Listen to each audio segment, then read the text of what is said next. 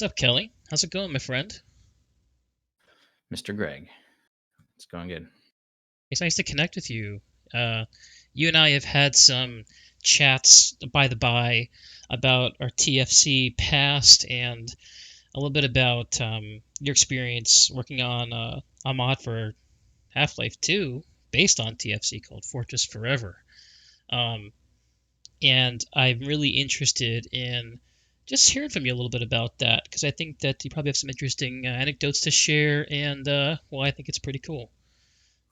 The last time you were playing PlanetSide, do you want to start up the game again so we can get back into the feel? Right. Yeah, PlanetSide. So, one of the things that I was talking with Matt and Taylor last weekend about this. One of the things about PlanetSide that I love is it's a game that's given me the closest, like, kind of feeling that I used to have when I played Team Fortress Classic, um, where it's like there's a community of people that you see like all the time, and you have your rivalries and you have your allies, and like there's a whole like kind of teenage gang component. You know what I'm talking about? Yeah, it's the whole thing that ended when Modern Warfare 2 came out, and then there was no more game servers, and everything was just online, click matchmaking, go. But Yeah, I'm why did that assuming happen? PlanetSide was Modern Warfare 2, I think. Didn't that start it? Or the first one, maybe? You could be right, honestly. That was like the canary in the coal mine for will gamers on PC let us control the experience from top to bottom Right. instead of running their own servers and doing that whole thing. Yeah, because now every shooter or action game that comes out where there's like an instanced kind of mode where you go for 30 minutes or 15 minutes or until you get to the end of the railway, whatever. These are all hosted by game companies now, and there's no way for you to get in there and like change the experience around. Whereas back in the day, when you and I butted heads playing Team Fortress Classic, um, we were the ones who were hosting the servers. Yeah, now games are single player online only. It's the opposite of it. But yeah, I Gosh, mean, we it's just a big change, I guess. But it's not been completely. I mean, it's not that way everywhere. It's still like Minecraft is wildly popular, and it's made a name for itself with all the mods and stuff that the community makes. So it's still around. It's just kind of a weird dichotomy, I guess, now where there's all these big games that are doing it the yeah, that Call of game's a Duty phenomenon. way. Yeah, yeah. I play Minecraft with my daughter. We're getting way off topic though, aren't we? Oh, it's all good, man.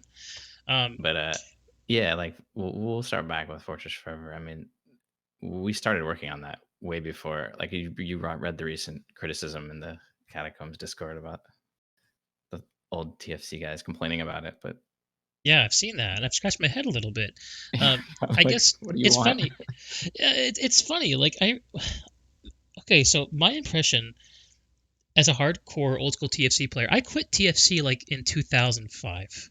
Um, and Fortress Forever came out in I think 2007. So there was a 2 year gap for me coming back to it, but I was pretty excited about it. And when I got into it, the feeling that I had is, oh my god, this is like a really great feeling game that actually feels like Team Fortress Classic. 1.5. I know that's confusing because that's technically what it was called already, but and Yeah, it well, felt TF2. smooth.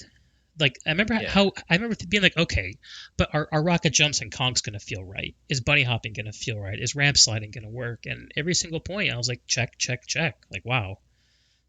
yeah. I mean, at the end, Kyle and I did fish.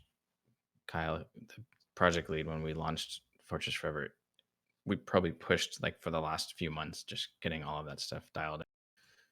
He and I did a lot of just him and I playing around with the dev builds. We had variables for all of those. Like every single thing you could control, or sorry, everything you could do in the game was controlled by console variables that you could basically have archon to the server and change on the fly. As many of them as possible you could do on the fly, which was possible in Source, not before in the Half-Life 1 engine, I think. So it It's took a long cool. time to get it tweaked the way that we wanted it. And the idea, of course, like you said, was to do a TFC 1.5. There was no TF2. TF2 was vaporware when we started the project, right? Yeah, it was Brotherhood of Arms. Yeah, that was not going to be a game that any one of us wanted to play in the way that it was being shown at the time, which we obviously had no idea what it was going to become. So you can consider like the community had done so much on our own already at that point. So there was a project, it was under wraps for a long time before it was ever announced, obviously. So there was some guys that had been working on kind of continuing, having continuity for the Team Fortress community after TFC was waning, right? So we had people that were putting that project together sort of stealthily and planning on using the source SDK, but that got delayed again as well. So like the whole thing was, it was all delayed after delayed of just not, being able to start the project in a timely fashion. But then Oh, we did get things underway and it got into much more active development around that same time frame that you're mentioning, from 2004 to 2007, basically, so it took with about the Half-Life 2 three release. years to like basically once you guys were able to get your hands on the SDK, it sounds like you were just going great guns on it. Is that right? Yeah, and we were worried that if things were going to be successful, we didn't want to reuse any of the assets from Half-Life 2 or from anything else. So that was another big thing, is we wanted to build it all from scratch, which again, like I mentioned in the Catacombs Discord briefly, we were Was that probably like a biting off more than we should have. We bit off more than we could chew, insofar as we had to hire people to do all of, everything. All the sound was all custom, everything was made. Music, sound, textures, models, everything. It was completely from the ground up with its own game. Like if you were to do this now, like you see Black Mesa selling their game for $20 or whatever. Like we would have been in that same boat had we developed it now. At that time, it was the end of the modding community, right? Mods were over, yeah, and it was switching to the Steam 2.0 platform. With the modern Steam as we know it was sort of evolving at that time as well. yeah, yeah. Talking about Steam, one of the things I learned about you recently is that you have a four-digit Steam ID. Yeah, we were testing that early on. At that time, as you probably know, 404, the clan I was in TFC, was active in testing stuff for Valve as it related to TFC. So it was only natural that we would go and get on the early TFC Steam beta, because I think in the Sure, beginning they were trying that and Counter Strike, right, as the first two, probably Half Life DM or whatever. sure. They were So releasing those in Steam. can we actually back this up like just a few steps? So I'm trying to put together the picture in my mind of like Dospac, the fortress player. Like you've from hearing everything you're saying, it's really clear that you had a huge amount of involvement. Like for me, I'm kind of more a part of this franchise as like a fan and community member. Like I ran my clan. I shit posted a lot on cesspool and the catacombs, but um, you were around I think both before and after I started and stopped playing TFC. So maybe I'm curious, how did you even like get into TFC in the first place? Yeah, that's a good question. We, my friends and I were all playing Half Life when it came out. So I think at one point they released, the TFC patch for Half Life, which basically added the game, or the TFC mod to This the is like game, to your Half Life like 1. IRL friends or people you played with Yeah, online yeah. already? Gotcha. Yeah, real life friends mostly, I think, at that point. Yeah, There and when was this a happened, forum. it would have been the late '90s, and there was no way to really connect with people online to do Yeah, this kind so of it was stuff. It was always 98, your IRL friends.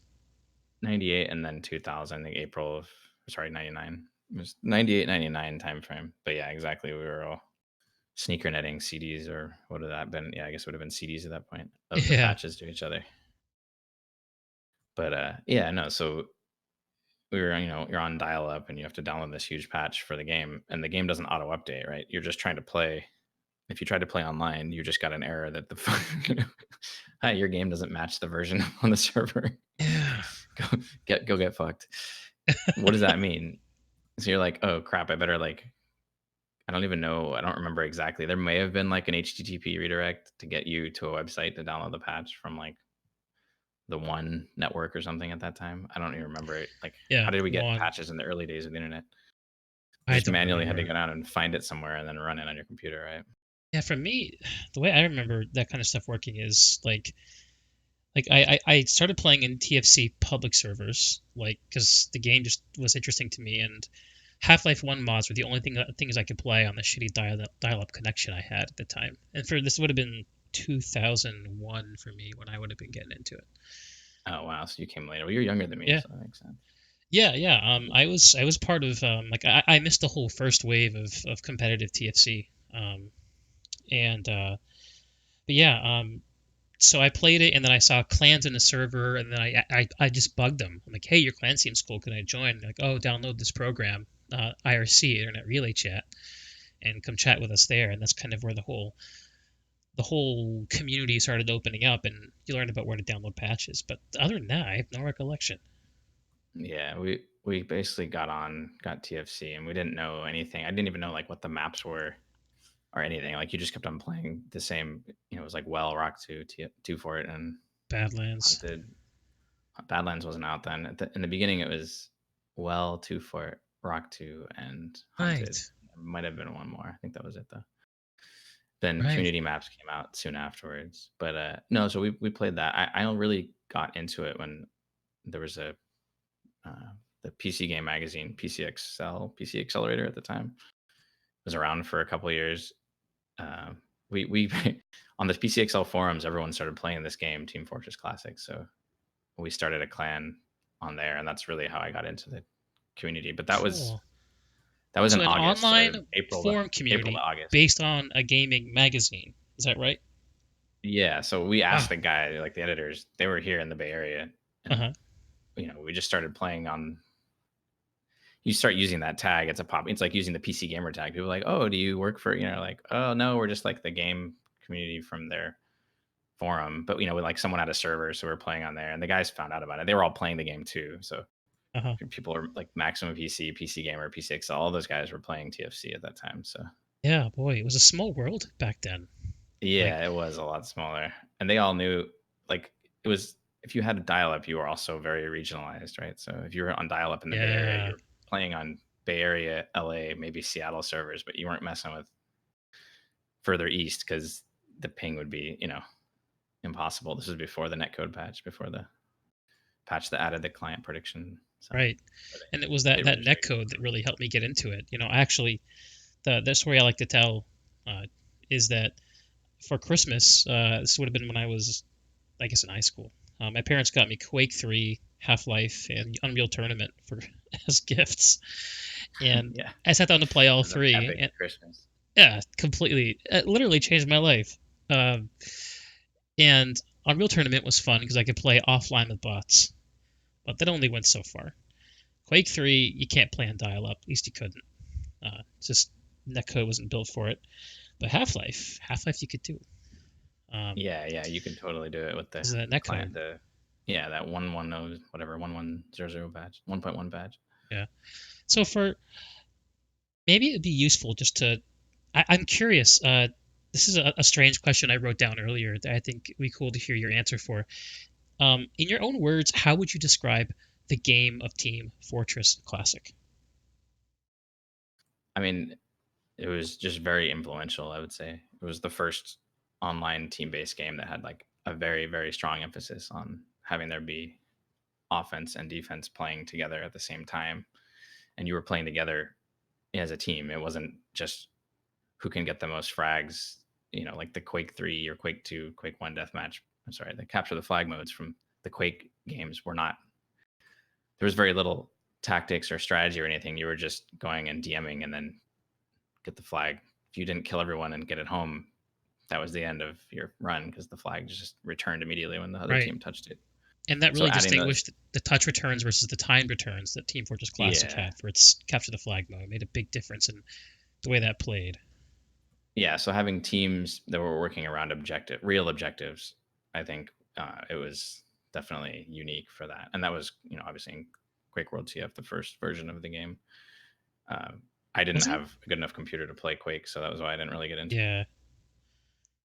Yeah, I was I in the brought same a boat as Voodoo you there. to. Oh, go ahead. Oh, I was just wondering in my head. Team Fortress Classic was the first game I got exposed to that had class design in it that wasn't just like, an RPG with, warrior, mage, priest, that kind of stuff. Um, was TFC or was Fortress the game that introduced class-based gameplay to shooters? Yeah, probably. I mean, that's obviously the other big part of it. Yeah, There and might have been that's other ones. that's evolved now. Like I took a few years off from gaming in the early 2010s, and when I came back, one of the games that first got me excited was Overwatch. because I saw in it like the next evolution of what do you do after class-based gameplay, after class-based team-based, what's the next thing? And it kind of took the idea of a class and personified them and made them characters. Um, Yeah, there were people now with their own stories. it really surprised me, like how long it took.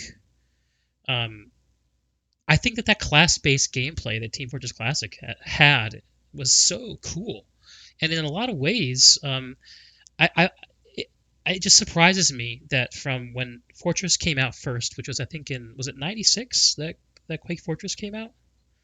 Yeah, the first Quake World TF So builds are that '96 same year, I think. to 2015, it took 20 years in my mind for that class formula to be meaningfully iterated on in any kind of way. And it blows my mind how ahead of its time Fortress was in that regard. Yeah, that's true. I mean, you've got tribes, much like fewer classes. The Battlefield games try to define like four different roles, right?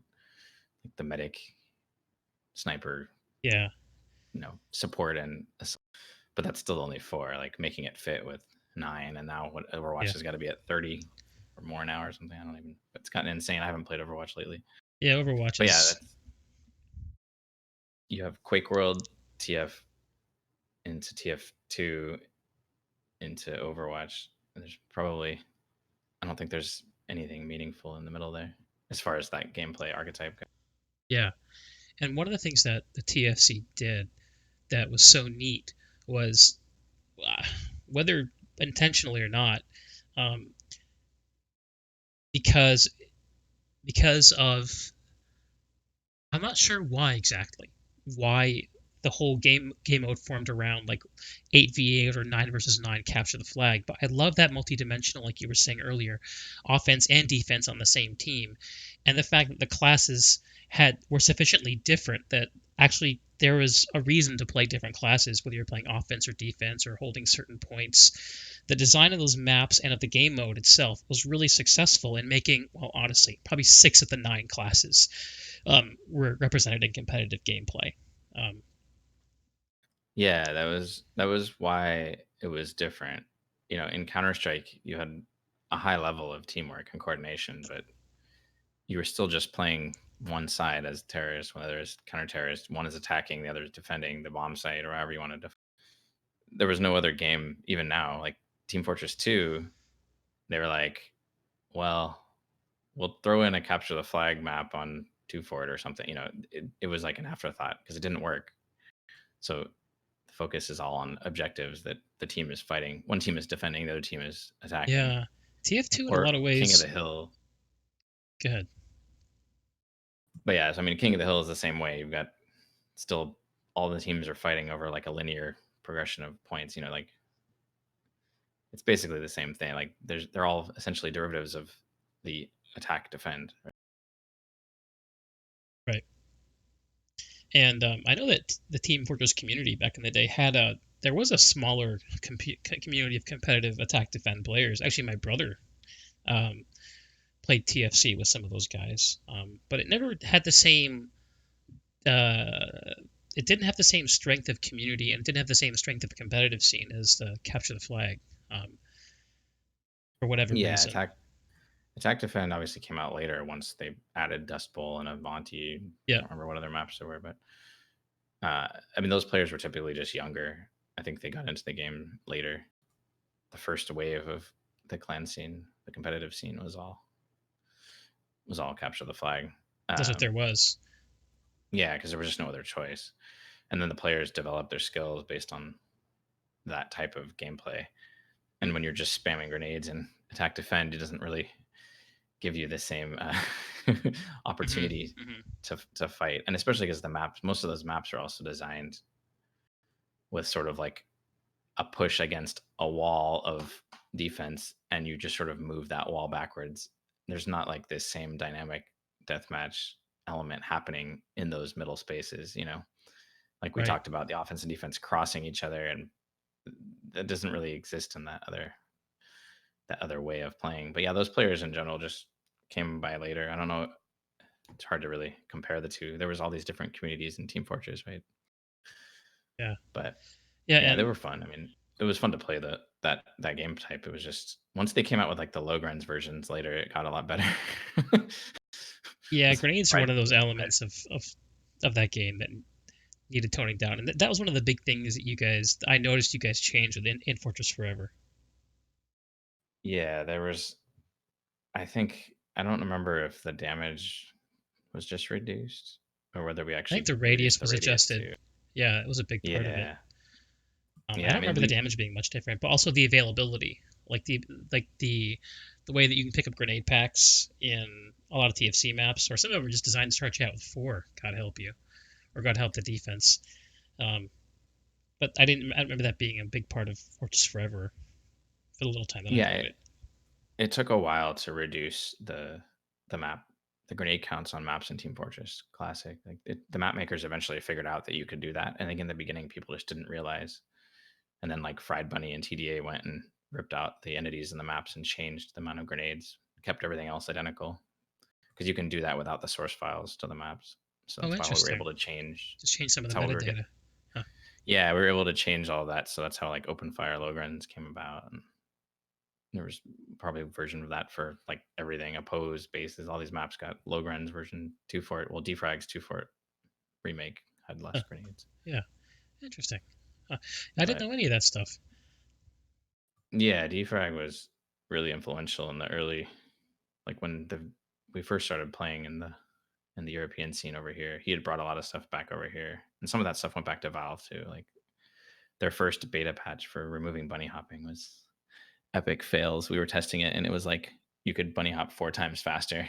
Like, hey guys, I don't think you can fix this the right way. Gonna have to dial that back.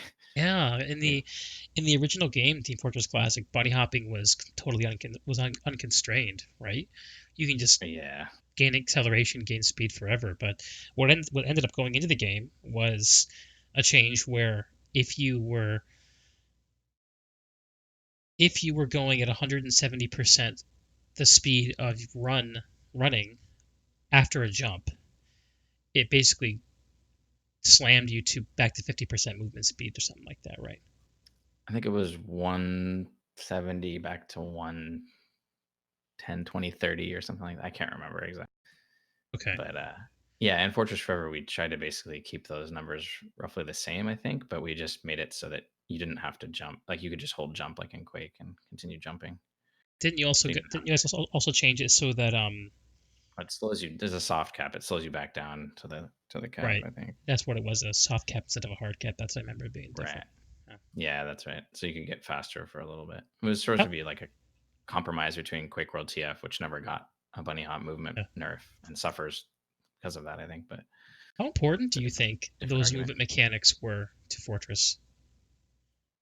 I mean, that was like a huge deal, right? It was like a third pillar of aim and then like teamwork or whatever you want to say, smarts about how you play, and then adding this movement ability was pretty revolutionary too, I would say. So once player learned, it wasn't built into the game, players learned it, right? It went on as the game progressed. The community got wiser to what you could and couldn't do, right? So there was like a huge change when bunny hopping was discovered. But there was other things, right? Like conking and rocket jumping were all originally not intended. So it went on and on. I mean, there was way more. The ramp sliding stuff and chop hopping, I guess, was probably one of the later ones. Chop hopping. And Yeah. something called C tapping in TF2, which was discovered, which I think works in the older versions of the game as well. I don't know if you're familiar with that one. No, I'm not. What is it? Oh, there's a one of the pro TF2 players became well known for this ability. It's very hard to do, but and you have to have like the server performance has to be very. You have to have a fast server basically because it is recording the data. You have to catch it at the right time. Basically, you have to have a lot of updates going per second. So what you do is you basically just crouch, and then you use the uncrouch animation, which shoots you up in the air to time your jump, whatever Oh you're my god. assisted with. So like that's called C tapping, crouch tapping. You basically tap crouch, and then as it uncrouches, you do your 180-degree, you know, strafe rocket jump maneuver. But it's like 50% higher than a regular rocket jump, or 80% higher, or something like that. That's awesome. And there's like and there's like a signature on the map Badlands in TF2. There's like a signature jump that you can test it with because it's right at the very limits of the jump that you could, of the ability, you should say. So everyone tries this, the jump on Badlands to practice this jump. And it's useful too if you can do it. It's just very hard to do reliably, especially if you're getting shot at or the server's not performing well. Yeah, that was one of the big shocks to me when I started playing Team Fortress 2. It's like, wait a sec, they removed concussion jumping? Wait a sec, they removed bunny hopping? Wait a sec, why is this so slow? I get kind of Yeah. a bit of a cruel thrill out of hearing that the community found something like that. Yeah. I mean, they added items later, like, the gunboats, whatever. You could basically wear an item that would take away your secondary, take away your shotgun, but allow you to take vastly less damage from self rockets. So encouraging soldiers to be able to jump Oh, around. And you can skim off of walls and the ground easier in TF2, which is the way that the mechanics are with the RPG. So that added a lot of skill back to the game huh. with soldier. And then double jumping with scout, but it's not the same as it was in, there's not like the conch jumping, ramp sliding, all that stuff is gone. I mean, maybe you can ramp slide if you can get fast enough. You probably still can, but it's not quite the same. Is there anything in But Team Fortress 2 that compares with the speed that you could achieve in TFC? yeah, if you're playing Rum Soldier doing those rocket jumps Hmm, or just playing okay. scout, And Scout just has that native fast movement speed and double jumping, and that's what gets it for the Scout, right? yeah, if you haven't watched Banny play scout on Twitch, he still streams. I don't know if they're even playing competitively or if it's just all pug games that he plays, but he plays scout pretty much exclusively. He played demo at the beginning of the TF2 competitive scene, I think. Did you make the But he's transition like over a to TF2 when it came out? yeah, I played a lot in the beginning with TDA, and then Uh huh. we didn't really stick with it, so I quit. Probably for like a year, 6 months, 9 months, a year, something like that. And then there was a land competition in 2008 in San Jose, where I live, and one of the teams needed me, or rather needed a player, and knew I was around. But I told them like I haven't been playing TF2. I don't really. I'm not in the current meta. Like the meta when we played was different, right? When it just came out, we were playing capture the flag still, and crits hadn't been turned off, and by the server, and there was just a lot of variables that hadn't been tweaked, and the gameplay hadn't been, you know, finalized or whatever. The meta hadn't settled, right? Right. People But didn't know how we to did, play it at a competitive level yeah, yet. exactly. But I played anyway. It was like APOC and some of her friends and some guys that were like pro players from other sports, other sports, other games. Did you guys We win? played other esports. We took third place, but this was like of a field of pro teams, so it was Huh. pretty good. Sounds like a pretty fun event. So they realized that I knew how to play like pretty quickly. The guys on my team and other teams were like, "Oh yeah, this guy knows what he's doing." Huh. So I sort of got offers into playing with some of these teams, and it's kind of like the intermediate level of ESEA at the time, which was like the or CEVO. I can't remember what it was. Whatever the online pro am tournament was that you played online, but was the seeder for the live tournaments. But the So I played a 2008 little bit. competitive gaming scene looked a lot different than it does today, right? Yeah, it was pretty established. I mean, You think like so? Dota was really big. When did Dota come Yeah, out? it's like it's being played for a while before that. It was released Hmm. and it was pretty Okay. established. It was just hard, like until some of the later, like Dota 2 came out, it was hard to do online or sorry, on LAN because there was just like you had to do really hacky stuff to get the game to, it was like a custom map for a different game. It's completely different. But Dota was really popular. So I remember that was there at the tournament and Counter Strike was always being played. They had an Unreal tournament, whatever, 2K5 or 4 or 6, whatever it would have been at the time. I don't know what game they were playing. I lose Yeah. track of all the Unreal Tournament versions, but like Lost Okay. Cause was playing Rafik. He played at that tournament and won the Unreal Tournament solo tournament. He ended up playing on a TF2 team I was on later. So, Sure. but the players So the players that came from DM backgrounds were just never any good at Team Fortress. It was like this constant. It was never. It was always the same thing. They could never play the game. They could aim really well, but they didn't know what to do when it was like time for team coordination and pushes and withdrawing and stuff. yeah, it requires a different level, a different kind of approach to the game, um, where Yeah, say a little bit. I'm curious to hear a little bit more about that. I don't actually know a lot about. Most of what I know about the deathmatch, like dueling shooter scene, comes from watching Lat play. Lat's our buddy, fellow ex-TFCer, although he came to the game a lot later than we did. But he like hits it hard with the dueling scene in Quake Champions, and that skill set obviously is very different than what you would want to use playing a team game like TFC. Yeah, I mean that's just the stereotype is that they're focused on getting whatever kill is in front of them. But a lot of the times, what do you want to call it, trigger control or whatever. There's a lot of times where you need to leverage an advantage by not doing, not just killing the only thing, the next thing you see or whatever. You want to basically restrain yourself and work with the team to sort of capture a more advantageous position instead of going for the easy kill or whatever, which Sure. sometimes it works, right? You still need to have those raw aim abilities, especially if you're playing scout in TF2. Right. So that is pretty incredibly hard to aim when the other scout, especially against another scout. But yeah, I mean, that's just I would say it's a stereotype that's mostly the same. I play PUBG with all the Quake players, and it's always the same thing too. With they're like they're getting knocked and fighting in bad places when they should be retreating to cover and then engaging from the advantageous position, right?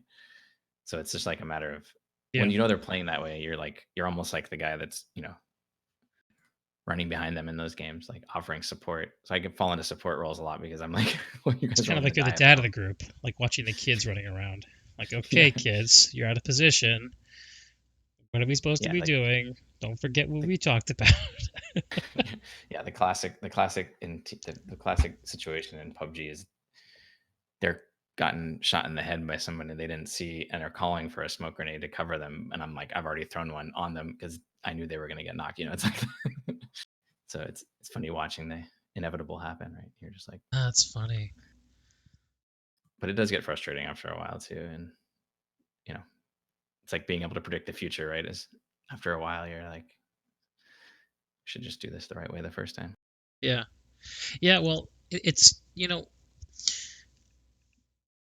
I have, I guess, a different perspective on how to approach games than maybe I once did. I remember just hearing you talk about dudes who kind of hit like glass ceilings when it comes to playing a game like PUBG, where they could be doing better if they would just kind of clue in to positioning and think a little bit about the map and think about where the other players are going to be and what kind of state they'd be in and whether they'd be pushing or retreating and how you can treat those kinds of that kind of game knowledge, right? Which is something that TFC really encouraged because you're always keeping track of the score and where's the flag for each team and who's alive and who's dead and is there a lane that's open you can exploit. Um, I remember one very specific moment back in my TFC days where I just got completely. I realized I was behind the curve because I couldn't bunny hop. Um, and I don't. Feeling I got inadequate. somehow I got away with it for a while. I don't know how. I played defensive soldier pretty much exclusively, but there was a match, and I think it was being shoutcasted by someone. I remember watching the replay, and we were playing Zero Tolerance, which were one of the super clans of that era of TFC, and Rentonite, who was like, you remember Rentonite? He was, Yeah, I still talk with them. oh yeah, Yeah, but at the time, Rent was a prodigy at the game, and he bunny hopped around me, made me look like a fucking idiot, and then went off to get the flag from our team. I think I was like top spiral 2 for it or something. I remember watching that and just feeling so embarrassed and was like, oh fuck, I gotta figure out how to bunny hop. And you were one of the people that I came to. I remember. I don't know how it happened, but I remember being in a server with you in Well, and I was trying to bunny hop across the moat in front of the base. Do you remember that? yeah, that's the assault heavy weapon guy, glide jump, strafe jumping Yeah, test. that's I still, I still did that. Like, if you remember Spike from the Catacombs Discord, yep. him and his friend, he was trying to, he was like, you got to come and like play with this guy. He knows like a lot of stuff about the game. And so I was like, yeah, dude, like, first of all, like, you don't know how to move in the game. But in his defense, he's been playing on what is that server that's Drippy's 2 for whatever? Like it's all nerfed. You can't move on that server. Yeah, even if They've you know it, you can't use it there. It's weird. yeah, exactly. So he would never really know, right? But so I was showing him that well jump, that strafe jump. You know, it's like Gob called it gliding. The guy who invented this maneuver. Uh-huh. But yeah, so like that was the test. But you should have been a heavy weapon guy to jump across the well water. Right. That's the key. But yeah, that was like a huge part of the game of Team Fortress Classic was just learning how to glide jump because the second jump that you did in a row, see the first jump, right? You accelerate. The second jump, you'd already be at the move cap if you did it right. Right. You just maintain the acceleration after that and Yeah, and moving around with it. people who are bunny hopping are were tending to just go left and right like a sine wave pattern across the vector of where they're trying to go, right? So trying to go Yep. to point A to point B, their trajectory follows like a sine wave along that line to the end. But if you just learn how to accelerate optimally using strafing on the ground, you can basically get point A to point B in a straight line, moving at that movement cap, and you end up going faster. You'll see a lot of players that'll accelerate with a few bunny hop jumps, and then they kind of get to like the place where they need to get to that next corner around the next hallway, and then they kind of just try to keep jumping straight ahead to Yeah. get there because they know, like in their head, they're sort of conceptually they know what they're trying to do, but they can't quite do it because every jump after that is just a straight ahead, like a rock skipping on a pond, right? They're not actually like Right. continuing their Right. acceleration. But if Rather you than get good enough at it, actually integrating all the mechanics, they're just like kind of think, okay, this is what I do if I want to move fast. And they're executing that procedure, but it's a little bit rigid unless you kind of get comfortable with some of the mechanics within that sine wave bunny hop. right, you can use both, right? But you don't want to always just be doing the sine wave bunny hop because your distance total traveled is like, you know, 50% longer than if you just went from point A to point B straight, Also, it was which you easy to can do if you predict just go. if you've seen it before, right? Yeah. So like that was a big deal of I mentioned Major Gobe. He was like a famous heavy weapon guy in the assault class in Team Fortress Classic, but he taught a class on this movement because with heavy weapon guy being able to start and stop quickly and surprise your opponent by being in a place that they wouldn't expect you to be with the assault cannon going full power. Obviously, it was a big deal playing that class. Uh, and you couldn't really bunny hop and move with the assault cannon. I mean, you could before they capped it, but it was still tricky. It took a while to wind up and get going fast enough, and you'd be out of ammo by the time you got to where you wanted to go, keeping the Yeah. assault cannon firing. Yeah. But yeah, so we taught that. We merged with his heavy weapons school with Code of Honor, which I think you ended up helping with later too, right? Yep. I was involved Yeah, back I when see where you're after I going got a with clue. this. After we after we taught you. But yeah, Yeah, so it was I had a funny lot to going learn. back There is just a lot to last learn. year. Uh-huh. It was funny going back last year with that guy Spike on the Catacombs Discord and teaching him how to do that. He obviously couldn't do it. Neither could his friend. So it was like a lost art in the game, right? It's kind of a trip to think about. That is a trip. That is a The trip. players that are still playing Team Fortress Classic on Drippies have no idea that none of this stuff even exists. Blows my mind people are doing that. But again, also it blows my mind that the in-house community exists. You're familiar with them, right? Yeah, yeah, totally. And one of the funny things about them is like they've played the game so much with themselves. It's like the what is Neil Stevenson and Anthem? The staring into your belly button happens with the wise men in the cave that never leave and start to become Uh, blind to the outside world. uh-huh. There's things that we would do, like in Code of Honor, we would teach. I'm sure you remember it. You and I teaching other people on open fire to like do the rotations with 4 soldiers on defense, and when Yep. one dies, you just rotate counterclockwise or clockwise, whichever way you're rotating, and you're filling in that position, right? And then like the rest of the team rotates behind them. Right. But like, if you play in house or watch in house, they never rotate or do any of that shit. They just go back to their stand at their position, hoping that they'll move up and whatever, like reposition when the flag moves. But there's not like that filling the gap, the whole. It doesn't really occur like it did when you had a legit team that played together all the time, right? Yeah, it's Because it's like a in-house is different really team every cool. time. Like so in-house being what it is, which is the last, echoes of the old competitive TFC scene that played Capture the Flag. Um, it's cool that that's there, but what you said is right. Like having those kinds of clan based those kinds of strategies that took clans to pull off. Or it's like, okay, I know that Yeah, you and you are going to be our soldiers. This is going to be our strategy for this map. If here's our general rotation strategy for when people go down. Here's what you're going to do. And those kinds of things, they're not, um, they don't. live in pickups. You know, um, they tend to be more embodied by the clans that were playing the competitive matches at those times. Would you say that's right? Yeah, yeah, totally.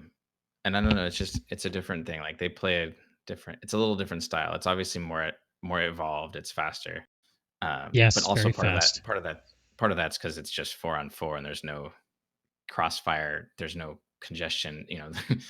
It's less chaotic because you don't have the Yeah, offense and that defense playing. the whole dynamic of having a multi-dimension team with OND is not there. It's just Yeah, but at the same time, I wish that we had thought about doing that during the Team Fortress Classic era. Like when we brought the game to CPL, we had to bring so like 8 or 10 teams the first time, not even more than that, 16 teams for the first tournament. Like you had to get like 150, 200 people all to play like a tournament. Whereas if you had just done OVD 15 minutes, switch sides, the matches are over in half the time and you only need 4 players. yeah, It would would have been have easier been to like, manage and way more spectatable. yeah, and then the game could have also been updated. Had we done that sooner, I think Valve would have been more likely to add that kind of thing into the server Although the just as one a built-in. thing that would have robbed the game of are those last minute like we're down by one cap moments, but there's 5 minutes to go. And we've got to push our advantage and try to create a hole. Like there's this heavy weapons guy that's just destroying us. Let's get him down. Let's take down the sentry gun and we'll make a push. Like that moment where it's heads up and it's win or lose, you kind of lose that tension a little bit in OVD. I feel Yeah, like. yeah, yeah. And also, like, if you score 5 in 15 minutes and the other team scores 6 in 7 minutes, then that's the end. Whereas teams tended to play it out in TFC because of just it was happening at the same time. Right. Right. But yeah, it was different. I mean, yeah, it's much better, I would say, but there's trade-offs. I'm having there be fewer people. It's more in line with I think the way things have evolved. Where I think 6 with Overwatch is probably the most that you'll see for any kind of like esport type of Yeah. team. Yeah, getting 9 people together to 6 in play Overwatch. a competitive game just turns out to be pretty tough. Yeah, it was rough. 9, 8, 10. We did 10 for some maps. It was even harder. Yeah, yeah, like the Canal Zone and CZ2 type maps. Yeah, you'd always have like someone ringing for your team or someone fill in one more player. Yeah, yeah. Well, okay. So this is awesome. I love reminiscing about TFC. I could do for hours, honestly. But I want to hear a little bit more about how did you said to me about the Fortress Forever that it sounds like maybe you were involved. How did you get involved with that project? Let's just put it that way. So yeah, I mean, I was very well. I was prominent in the community, so like people already knew about me. Everyone knew of me, Yeah, no, and they everyone knew knows the that. Dospac, of course. Yeah, yeah. I mean, I don't. I think I was approached to come on and just help with kind of getting the game. So in the first push to like ramp up production in the game, they brought me in to just work on the gameplay design. Um, at that time, everyone was just kind of doing whatever they could do for the project. So since I didn't have like any formal coding skill or anything, I was mainly doing high level design, sort of fixing the classes that were broken, like especially Pyro. Um, and then I did a lot of just the QA testing as things got more like as our beta started, the closed beta, the private beta, whatever we called it. I was pretty much in charge of doing the beta testing, and it was like a lot of the I don't want to say like the administrative side of it, but it was like getting people to show up for the beta tests, doing Yeah, interviews, doing all the media. I did all like the press, the interviews, email correspondence, or live or whatever. The game had quite a bit of interest in the news, the game media, especially because a lot of the guys, like I mentioned, the Maximum PC, the PC Gamer, the PCXL was gone, but some of those guys went on to be like all the PCXL guys ended up being editors in chief of other magazines. They were all huge Team Fortress, you know, fanatics still, that many years later.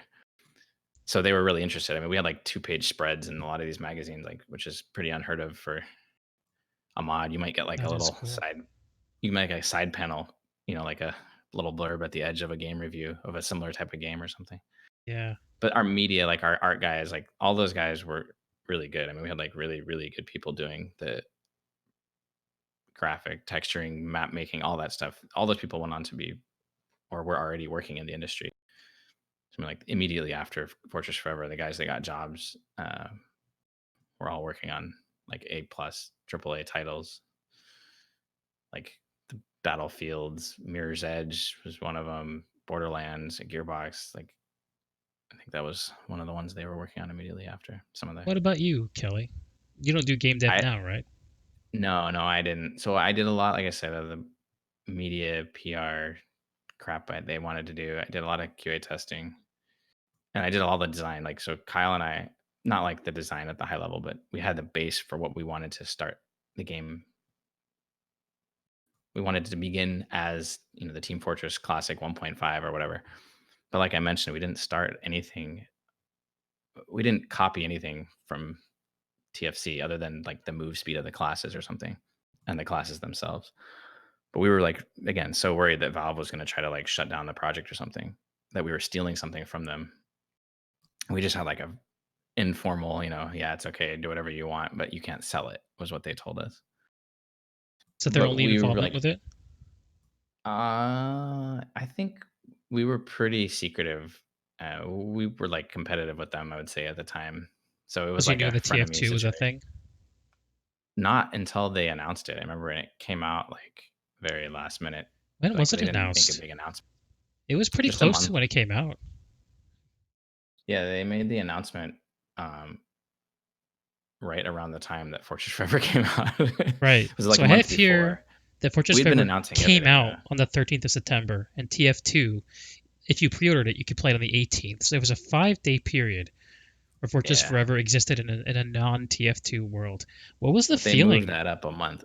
They moved that up a month. It was a month earlier than they originally announced because they were worried everyone was going to go Oh and play our man. game. I mean, this Oh is my man. theory, but it makes sense, right? Like we had a decent amount. There was like 2 million downloads in that first weekend or something. A lot of people were playing the game, Yeah, and there was a so lot of like, hype around it.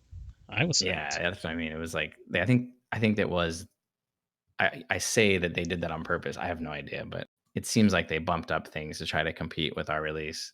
And then when TF2 came out, obviously that was kind of the end of Fortress Forever as a prominent online game. I mean, it was just very unfortunate. We've been working on this game for years and we're very open about it, right? We weren't keeping anything a secret once the game was once we unstealthed it, there was no like it was very transparent from that point on, right? And Yeah. Valve had not said anything. So we built this game as blood, sweat, and tears. I was probably doing 20, 30 hours a week on top of working full time at a different job during the day. And then this game like comes out, they torpedo the announcement, the whole thing is blasted because it all happened at the same time. It feels really bad, even still. Dude, I can only imagine. Like what I'm sure that that day when you guys on the team saw that announcement and started corresponding with each other, I can only imagine with what words were exchanged. Probably a lot of fucks and shits and what the hell. Yeah, Kyle and I just basically stopped working on Fortress Forever completely. We never came back to it. We were pretty pissed. Yeah, so Like here it was just I because did a little a bit of lot of it was research how much we before put we in. came together, and I see that here's a timeline that I have, and I was going to ask you about this. Fortress Forever, September 13th. TF2, September 18th. October 30th, your last post on the Fortress Forever forum. Like, there's a very clear picture that suggests to me of like Yeah, I mean Valve. it was It seems like Valve killed this game, and why would they? Why would they do such a thing? well, I mean, I think they were building their version of TF2 along the same timeline that we were. It just happened to be that they released at the same time. I think they definitely moved up the beta for TF2 though, in regard like to match or to compete or however you want to say it with us. Do you We were think they were giving our game scared away of for Fortress free. Forever? No, I don't think so. I mean, like internally, Valve was like really cool about everything. They weren't like competing insofar as they wanted like to drive us off the planet. You know what I mean? They were just miffed. I think that the community got a new Fortress came out first before them, and it wasn't bad. Like it wasn't like sticks and stones. It was like they released a full game. You know what I mean? Yeah. Because Fortress Forever now would be in that like $20 range of like you know, a Yeah, cheap online only. could have gone the route of many Half-Life mods where they can publishes their own unique games that you can buy, Yeah, like but the Black problem Mesa, also with yeah, exactly. And they didn't care, they let them do that.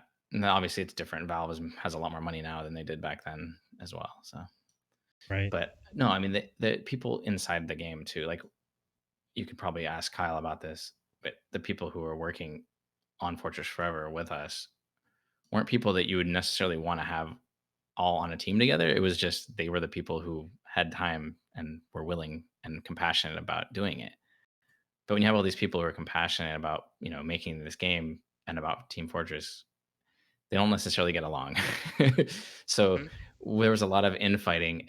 I mean, I'll give the example that Valve wanted to, or rather, I wanted to have Valve put the Fortress Forever release up on the Steam, you know, blurb that comes up when you launch the game. Naturally. Sorry, when you launch Steam, rather, right? The Yeah, like the news, new whatever they games call it. releases kind of stuff they do. Yeah. Yeah, and now you can just pay Valve and get that. It's expensive, but back then they didn't allow that. It was just their internal like blog, basically. It wasn't like commercialized like it is now. And They because of weren't that, using it, people yeah. also, yeah, and people also were much more likely to like click through on those kind of things because it wasn't just like you have 11, you restart Steam, it's been 2, 3 weeks since you restarted the Steam client, and you have 12 messages sitting there. Like any of those would be like a big deal back at that time. People actually read them, you know what I mean? But so Valve wanted us to put Fortress Forever release on there. It was a big thing. They were all excited. They were playing it that first weekend. And then like internally they were like, well, we have like this crash bug with the models and like it looks funky and I don't want to release it because I didn't have a chance to fix this. And it was like, dude, you guys don't understand.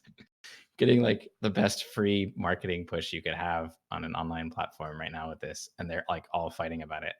And so we never did. Like it never happened. There was never like and then people later were like, oh, it's a conspiracy. Like Valve never put Oh anything man. about Fortress Forever out on in Steam and everything, but they wanted to, like, or at least they said, okay, we'll do it. I don't know if they really wanted to, but that they sort of felt indebted to us, especially Robin, because like Team Fortress was his baby, right? So it's like, you know, your baby's having a redheaded stepchild or something. I don't know.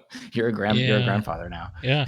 Well, I'm sure he felt some responsibility. I mean, Fortress is his game, and everyone on that team was inspired by what he made. Yeah, And we're of talking about Robin Walker, the creator of Team Fortress Software, which is the Australian mod team that made Quake World TF for Quake World back in the day, and ended up working on. He was the lead on TF2, and then he worked on Dota, and now he's working on the Half-Life Alex project. I think pretty much exclusively at Valve now. I mean, he has been yeah, for a while now. I saw him on Sorry. an interview that was done by NoClip. Are you familiar with that YouTube channel? Yeah, yeah, Yeah, he looked terrified to talk about doing another Half-Life game. You see yeah. it? I think the guys. I mean, yeah, like the guys at Valve all know like it's you just have to put yourself in the life situations, right? Like you're like a teenager, you're late teens, you're learning how to code, you like come up with this great idea, you get compassionate about it, you start your career, you you work for 10 years on Half-Life 1 and 2, and then you make a ton of money, you have a few kids, now you're middle aged. Do you want to go and put 5 years of your life into making like the epic follow up Half-Life 3 when you could just sit back and not have to worry? And they've been paying other Enjoy people having a for life. games. Yeah. Yeah, like they've been paying other people to, all the game. Think about all the Valve games, like even going back to Counter Strike, like it's Counter Strike, Dota, which was a Warcraft 3 mod, which I ironically joked at one point about with Robin. I was like, you guys should just pay the guy from fucking Dota to go and make Dota 2 on source. He's like, "I'll put it in." They probably already had done that. But my company published Dota 2 in China, so we had like a whole back end connection with Dota 2 with them as well. Company I was worked at that? Perfect. I worked at Perfect World Entertainment, which was a U.S. subsidiary of a Chinese company that made RPGs. Uh-huh. But Torchlight is probably the most well-known U.S. game that they published. Yep, definitely no Torchlight. And what was And your then other obviously, involvement with that company? What else did you work on? yeah, yeah. So they knew about me working on Fortress Forever, and they were interested in basically starting. Uh, they wanted to publish a free-to-play first-person shooter. So they had always done RPGs, but they had a company, they had a dev studio in Seattle that they'd signed like a really good deal with to make a free to play shooter to basically transfer Blacklight Tango Down, which was a Xbox Live Arcade title. They wanted to port Blacklight to PC. Like it was on Unreal, so it wasn't like that big of a port, but they wanted to move it to the, as a PC shooter and make it free to play. And this was in 2010, 11, 12 ish. So Uh-huh. at that time, there wasn't really like the free to play first person shooters for the US market were really bad. Like Combat Arms was one. If you know that, if you heard of that game before, I have heard of it. Yes.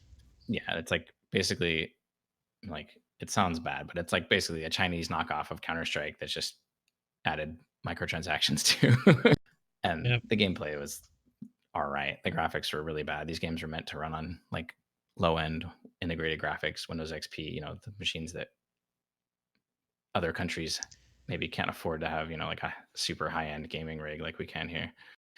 So anyway, they basically wanted me to go and work on their first person shooter because their people didn't know anything about first person shooters. They were just making RPGs. And the twofold problem was that they were US subsidiary was not really making RPGs, they were just translating RPGs. Oh boy, that's a big difference. Localization ain't game Yes, dev. exactly. So you've got like a team, like a QA team that just knows how to do localization QA. And then you've got like a studio and management and everyone who knows how to monetize RPGs. And it's a little different with a shooter. I mean, it's still the same concepts. You're selling skins and, Right. boosts and things like that, gain experience faster, it's similar ideas, but they actually wanted me to try out, I guess, or like, it wasn't really an interview per se. They were more interested in seeing how I could kind of operate in the free to play monetization world because I was going to be working for the publisher, and obviously our goal was to make money, not to make the game. Right. So I wrote like a 20, 30 page document on TF2. So basically just, theory crafting TF2 into a free to play shooter, which it later did become. Holy shit. Um, so yeah, I don't know. I don't know if I ever sent that. I may have sent it to Robin at some point because he and I were very, and like every once in a while we would chat. Like it wasn't like a regular thing or anything. I would just shoot him a message every once in a while. But anyway, there was a lot of cool stuff that I came up with in this document. And so basically, the guys at Perfect World were like, "Hey, we we saw you playing for Fortress Forever." One of the guys was involved in TFC, and I knew him in real life, sort of like a friend of a friend at that time. So he kind of knew of me through TFC. But anyway, I wrote this document, and they were like, "Holy shit, this guy actually is like did an amazing job with this." So I ended up getting the job there. So I was working in IT. Fortress Forever had been over in 2000 and what did you say? 7, Yeah. 8, 7. 7. Yeah. So then in 2010, in the fall or the summer of 2000, summer of 2010, I think, maybe the spring or summer, I started working on Blacklight Retribution, which was the free to play shooter for their, their big free to play shooter release, the first shooter title this company had published. So it was basically I was just the product manager for the game. So I was doing everything kind of like I was in a way like in Fortress Forever, it was very similar. I was doing a lot Sure. of PR, a lot of Doing a lot of producer promotion. stuff. Yeah. Yeah, promotion of the game, managing the budget for the marketing, QA team kind of they were working directly with me and with the developer. The developer didn't have their own QA team, so usually you have a couple guys in the QA of the developer, hopefully. So we were doing all of that. And they didn't have resources to host their stuff either. So we were actually running everything out of our office in Foster Wow. City. So like their dev platform was running on our stuff remotely. It was kind of a nightmare. They had one of the guys there would basically built this online platform. He did an amazing job, but he was obviously only one person. You can only do so much. Yeah. And the game had a lot of problems. I had a background in IT, so I helped kind of getting the closed beta and the open beta running just from the hosting standpoint. It was just at the time when cloud hosting was becoming sort of fast enough to be able to handle that stuff, but we were still running it like bare metal. We were doing our own hosting on our own boxes. But it was technologically, or there was a lot of technical problems with the game, I should say, but it ended up being okay. It didn't do great. It didn't do poorly. It kind of just broke even, I would say. But yeah, that was fun. I didn't want to continue. I mean, they closed that project down at some point the online games they just cut the team because the game's already out. Like there's not a lot going on, right? If the dev studio went out of business, so it's like, well, that's the end of that. So Yeah.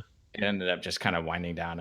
I got I got out of there before there wasn't another game to work on. The whole studio kind of collapsed as far as like the operation got shrunk down a ton because again they were just translating games from China that already had been made. So Yeah, it didn't really seem it like was they were like set up to do that anyway. So yeah, and they kind interesting. of knew this. They were trying to get like they bought Cryptic Studios from Atari, so like Star Trek Online came out.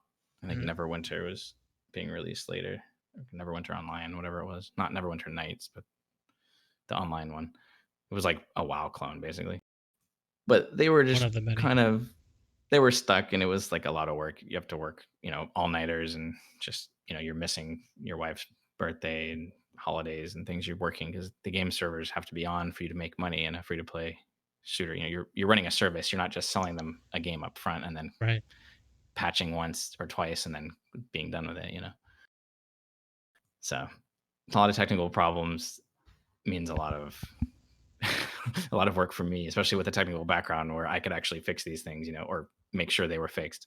I had a higher standard, I would say, than maybe I would have otherwise, which was great for the game. When I left, the thing fell apart, like stuff didn't run anymore. Yeah. Yeah.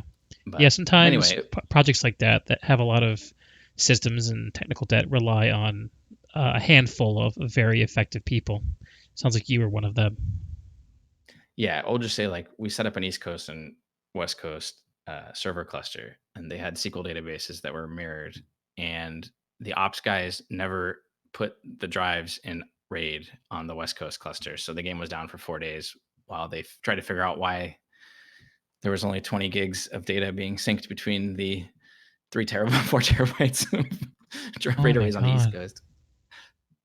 Yeah, it was that level of yeah, they didn't know what they were doing. It wasn't their fault. Like I said, they were handed a game that was done in Chinese, and they had to basically translate it to English and then hit go. Like they didn't know how to do actual like shooters have a much higher level of technical demand on the you know what I mean? Like it's like Yep. lower latency. You have to have Yep. smaller the shard the They're server a lot structure more is different. sensitive to those kinds of that kind of technical infrastructure. Yeah, exactly. And it was all being built brand new by a team here versus you know the mothership from China handing them the executables. Yeah. So anyway, but Interesting. there was a guy from Cryptic Studios who was like you said, the small team. Like he came over and had their guys rewrite like everything to be automated as far as management of the software backend and like updates and patches. We used all of their tech because there was no like we didn't have our own patching system. Our developer didn't know how to write one, so it was kind of a nightmare. They actually gave me a Steam clone that they were developing internally to patch the game with that wasn't working. So I took that on as a side project while I was working there and basically built up this, content delivery system like Steam. It's just think Steam, but just like a Chinese ripoff of Steam. Sure. So yeah, you could see like it was kind of a nightmare just from the logistics perspective. It's like a lot of work Yeah, it was a to make a lot. game like Black Light Retribution. Huh.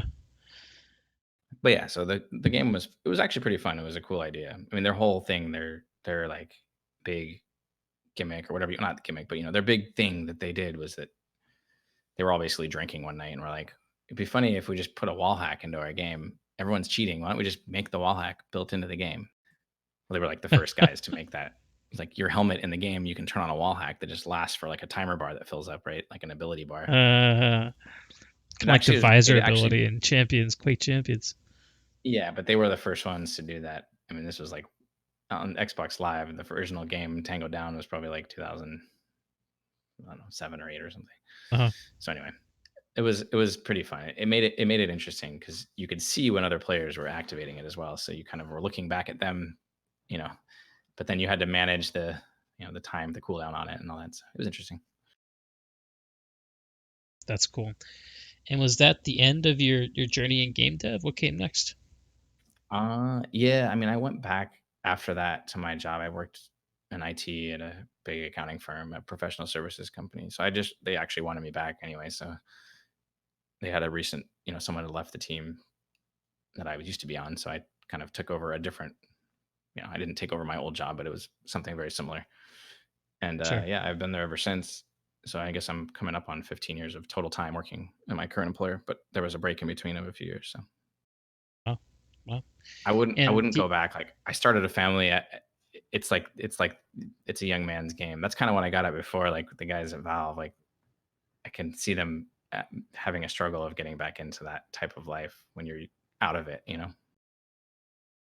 yeah, game dev being a young man's game, I think there's a lot of more exposure, generally speaking, now about how harsh it is on people to make video games. Um, you obviously lived it, but at that time, people didn't know that people were sacrificing families and lives in order to get these things made.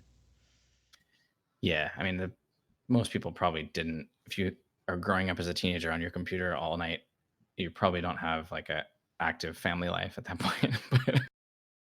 But I mean, yeah, it's a huge burden, I would say, especially with like the crunch time of release. Like when Fortress Forever was launched, the month prior, we were just like cramming, crazy hours trying to get it working, get everything done that needed to be done. So yeah, I mean, Blacklight was a little bit.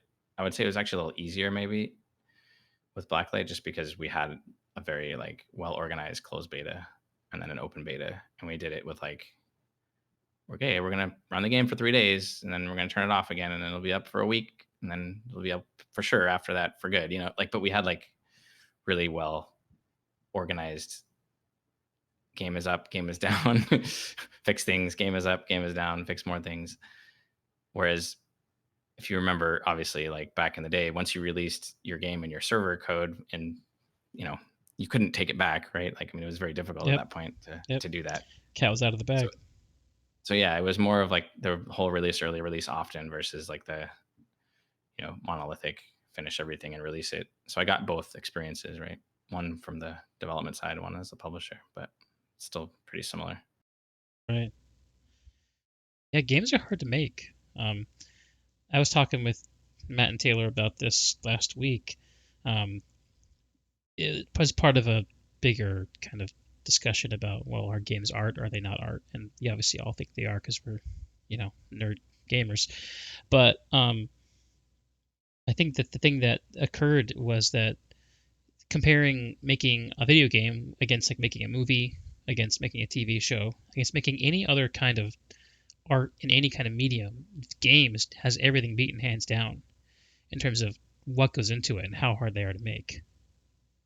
Yeah, it's incredibly difficult. There's just, it's all of those things. I mean, you're doing all the things that you would do for a CD. You're releasing your album, or you're releasing and making a movie, or like, that's all of that stuff is in there. You know what I mean? Your game has music, it has sounds, it has like cutscenes and scripted element. Like it's basically doing all of that all together. And then you also, as you know, like gamers are also way more critical.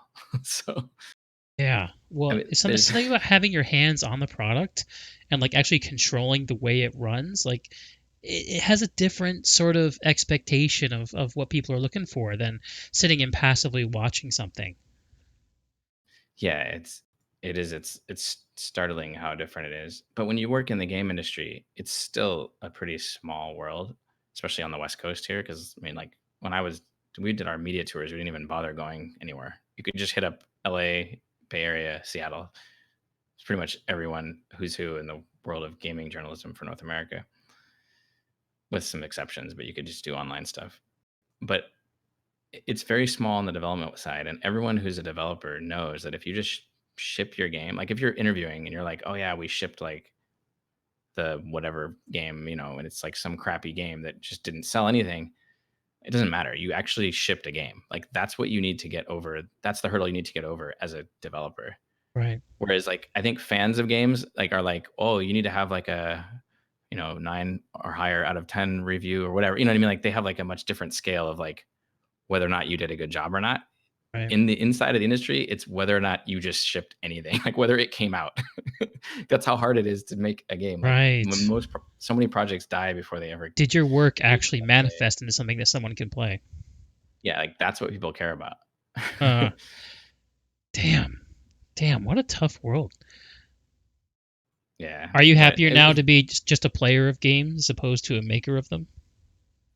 yeah, yeah. I mean, it's I was always obviously playing games. I never played them like religiously. Like I was never like losing myself. I always had like another life. Like I always had like a girlfriend. I always had like a job. And I never let it like get to that point. Like it was never the only thing in my You life. weren't But a I think that was good. stereotypical gamer. Is Well, that what you're yeah, and it trying to was just say? more. Well, yeah, and like no, just as far as like your balance in life, right? So I never stopped playing games because I was never like played them. I never played WoW and like lost my job and spent 4 years in my basement. Like I just played here and Oh, you're gonna there, go there, but are like you? We're gonna talk about spending 4 years in the basement playing WoW. Yeah. So you forgot about this, but I have you to thank for turning me on to World of Warcraft all the way back in the day. I don't know if you friends remember this don't let friends conversation yet. play World of Warcraft. Yeah, I remember. I remember. I don't even remember the context, but you're like, "Hey, man, WoW beta. This is really cool. You should sign up for the beta," and I did. Um, and yeah, If I and I gave you my account, if I gave you my account, then you could blame me on this because I did give I had I had two closed beta accounts that I got from Blizzard. So early, like the very first closed beta, because you have connections if you start knowing people in the industry. So yeah, even back then, but yeah, yeah. no, I don't you know. played a lot of WoW. You quit TFC to play WoW, right? I'm I assuming everyone did. mean, I quit TFC and then later I started playing WoW. It made it easier to not come back to TFC, I guess. But yeah, I started in oh god, 2000. Yeah, around 2005. So that kind of lines up. And then I quit it for good in 2009. And you didn't go back to WoW Classic. Oh yeah, I did. What do you Oh yeah, say? man. Quit for good? No, I quit WoW retail. Okay. Uh, Dude, we're talking about WoW retail, bro. I've been playing WoW Classic since it came out every night. you have been? No, you're speaking like a true junkie. You're like, no, Oh. I don't play WoW anymore. I Oh no, cut back a long time I'm a ago. true junkie. I'm just blaming you. That's all. You're my dealer. That's what I'm trying to say. No, WoW Classic is not WoW. That's WoW Classic. Okay, it's different, man. Yeah. It's the Yeah. it's the blue meth. It's more refined. Yeah. No, I picked up WoW Classic because I felt like I needed to I wanted to get back into it to kind of see if have I saw it differently than I did all those years ago. And I hit it hard for 2 months, and then I essentially killed Ragnaros, the big boss at the end of the first raid tier. And I was like, okay, you know Yeah. what? That's enough. I'm good. Yeah, that's the thing, like, for me with games, and I know maybe we're different this way 'cause we've talked about it before, but, like, when I play a game, like, I'm looking for an experience that's just new insofar as, like, it's a game that makes me, like, think in a different way or whatever, Like, it's an archetype that doesn't exist in my head yet. Uh-huh. And when I played WoW, I was like, "Well, this is cool." But then, like, I played it in the closed beta, and I was like, "Well, I've kind of done everything in this game, like, at the time, right?" I mean, like, level cap was 30, 40. It went up Right. 10 levels at Right. a time through the closed. Like, I pretty much played, like, Diablo. Like, these are, like, it's the same game. You just kinda keep playing and getting better stuff slowly. The more time you spend, the more better stuff you'll get. But, like, doing that better, like, it's still the same thing to me. Like, it's the same experience. And WoW was obviously, like, far and away better than the other MMOs at the time. Yeah. But it Well. just wasn't a new it was EverQuest with, like, a paint of coat of paint and, like, fast travel or whatever. Like, it was I don't know. Do you see what I'm saying? Like, it was just the same old Yeah. Yeah. And to get back thing to that had the already the been point done. you make about the way we approach games differently, like I think the thing that appealed and appeals to me about WoW is got less to do with the game mechanics, but and more to do with the way that the game mechanics encourage kind of the way people connect with each other over the game. Like, I basically Taylor here has been trying to get me to play Dishonored for a whole year. He actually bought me the game for Christmas in 2018. Um, and I just haven't played it because I don't play single player games. I'm really only interested in stuff that has the potential to result in some kind of a human system where I'm collaborating with or competing against other people, and we're building something that maybe is to the side of the game. Like that's what I loved about TFC too. Like for me, yeah, of course I like playing Team Fortress Classic, but for me, after a short time, all my time in that game became about the clan that I was running. And as soon as that clan ended, I stopped playing. Yeah, no, totally. That it was all about, I mean, the same thing. Like we were building something in TFC, right? It was outside of the game insofar as it wasn't like leveling your clan in Two Fort to level 5, you know what I mean? But yeah, like that was a big part of it. It was also just like the journey of the self through that game, right? Like there's so many different things to do. We already talked about offense and defense, There are a but lot then of crucibles to face. Like, oh shit, I right. can't bunny hop. Yeah. Like, or I need to like learn how to like rocket jump, or I need to learn how to Yeah. conch jump. Like Or you how could do I learn how to conch rotate? jump. Like Yep. conch jumping was like a whole community of itself. Like all they did was just play maps where you conch jump. Like that's how in depth that was, you know. And this wasn't like a small community. This was probably like thousands of players at the time who were doing that. Yep. So yeah, I mean, that's pretty crazy. But Yeah. yeah, I don't know. I guess that's where games diverged, right? Because now if you're playing an action title, you don't really have that freedom. And if you're playing an RPG, it's baked into the game like 100%. I mean, you're just following the framework that the game provides, and you can't really go outside of it, at least not in the WoW version of that. Other games, I'm sure, have more The like, classical was a big you know, exception because their whole ethos with it was to bring back exactly what it used to be. But that makes an exception by definition. But well, your observation is correct, and I've struggled with this too about with modern games. I played stuff like Destiny and like Warframe, and my complaint with all those games is they're supposed to be social. They're advertised as it. You're playing with someone all the time, but it doesn't actually require you to collaborate. It doesn't actually encourage like community skill sharing and building, and there's no lasting connections that come out of those experiences, like the clans we made in TFC that are relevant 20 years later. man, that we're still here in some organizational level because of. But yeah, I mean, I guess that is really the difference is now, since it doesn't cost anything to make that, or whatever you want to say, it doesn't cost anything on the organizational level as far as a commitment of learning. Yeah, You don't have to have knowledge and commit time to doing so, so that, I mean, we noticed this during TFC, right? Like in later parts of TFC, like other games were coming out where like the teams were just forming, and like in Counter-Strike, you're like, oh, like team of the week, you know. And then we started seeing that in TFC where people were yeah. just coming together to make a team and play, and then that might be it. It might just be gone, and then they all kind of scramble again, and another arrangement of the same 15 to 30 players would make the next four teams. Like they kept on just reorganizing. It was very chaotic. Yeah, that was a weird But phenomenon of like um, the same loose group of players making the same things. Like there was the group of players who always played in the super clans. Um, there were I wasn't really aware of a lot of the stuff in the lower divisions, but yeah, in the upper divisions, as I was exiting, I started to see that phenomenon take place.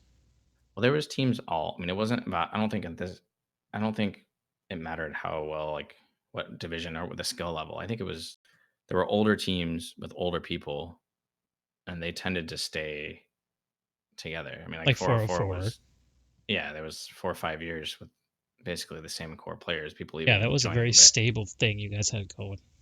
I mean, can you imagine having like, and I was in TDA for 3 years, so I mean, can you imagine being on a team like now? Like, there's there are teams like, and they're winning. Like the top team in Dota 2, they fielded the same team 2 years back to back, and they won both years back to back. Well, guess what? That's the first time that's ever happened in Dota 2. Really? Yeah, if you haven't watched the documentary series they do on the title, like the tournament, the yearly tournament, the international, Right. you should watch it. You should watch it every year. It's really good. Maybe I'll check The that out. last two, Yeah, my the last two were very good.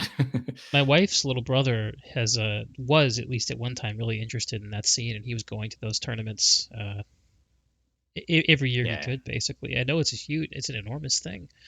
Um, yeah. You should. to be It's honest about with you, though, 45 minutes. I've kind of They're pretty good. fallen out of playing purely competitive stuff in my later years. I don't know what it is. Something about the not feeling the need to compete like head to head like I used to. Like it doesn't mean as much to me.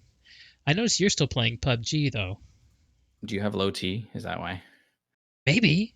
How would I find out? You need to consult your doctor. Okay.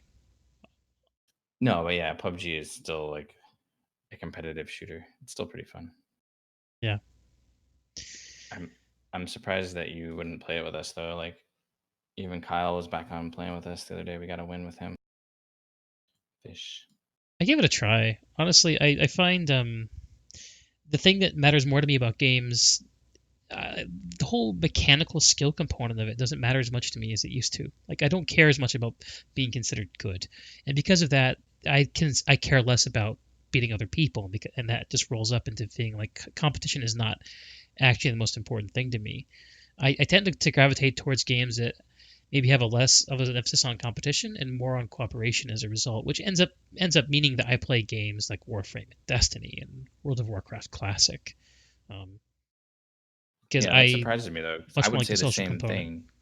Yeah, no, I would agree. Like maybe you're more on the social side of it, but of what you said though, I would basically say the same exact thing. That's why I play PUBG because the team play element in squads is just incredible. I mean, like the Honestly, I haven't given coordination it a between your shot, team. so maybe if I do, I'll change my tune on it. But um, something I about don't play the like tension of it always seemed a little bit uncomfortable.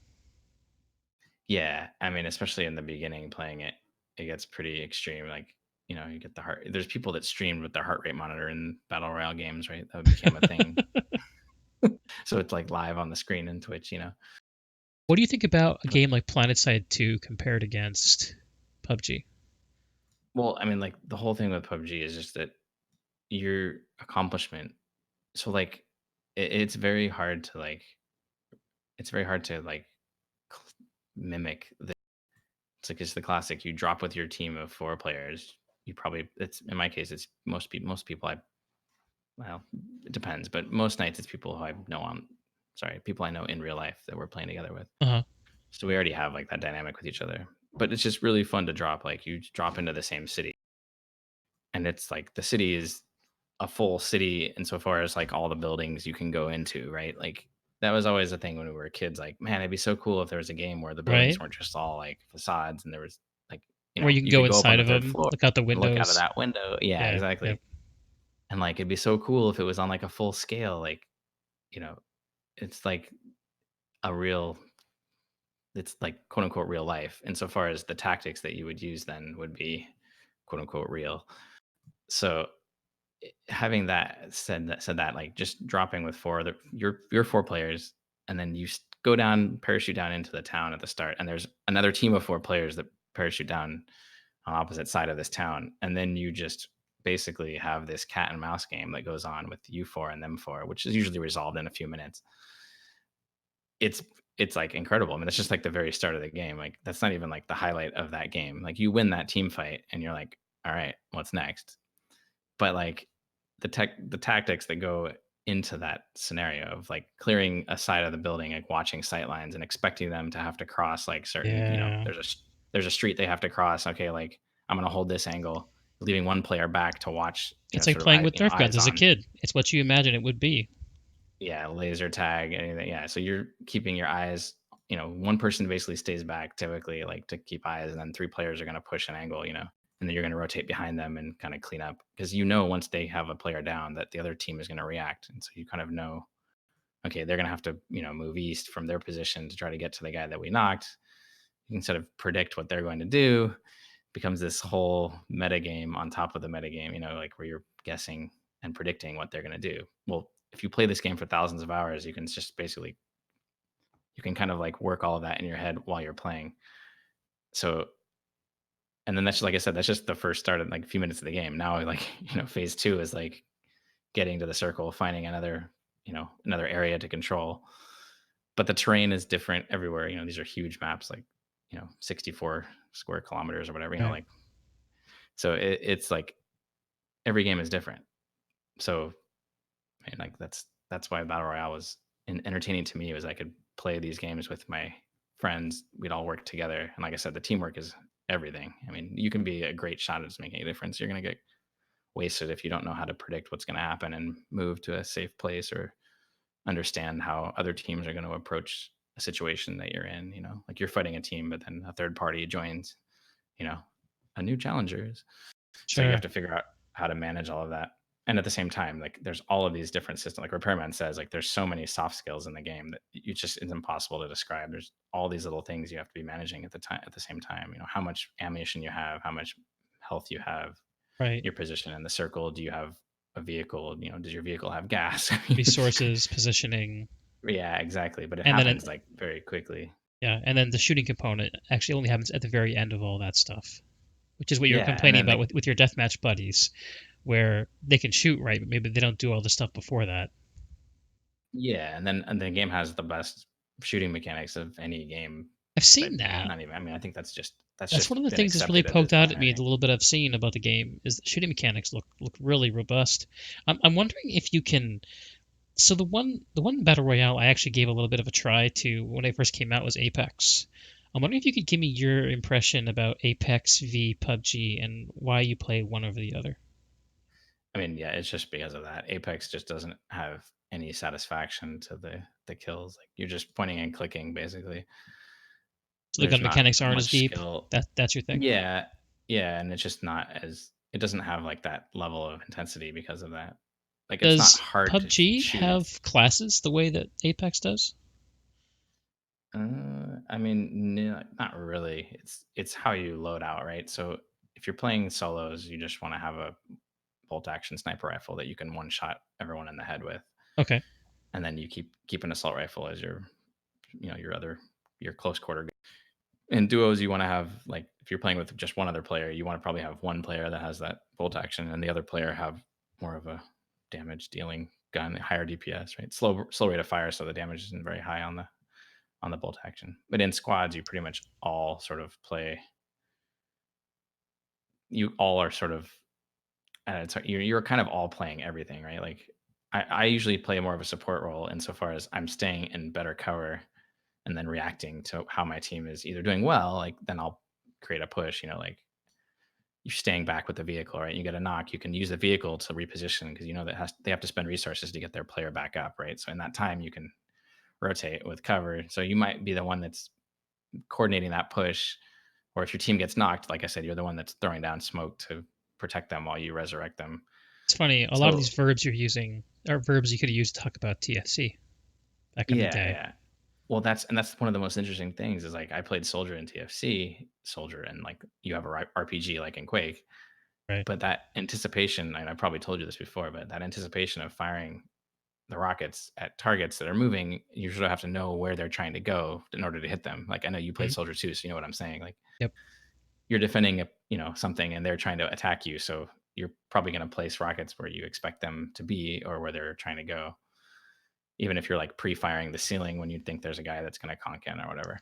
Yeah, there's always a push But like pull between trying to anticipate versus saving your magazine so you can be ready for the death match when it does hit you. yeah, or just like firing one and reloading again. A lot of people did that, right?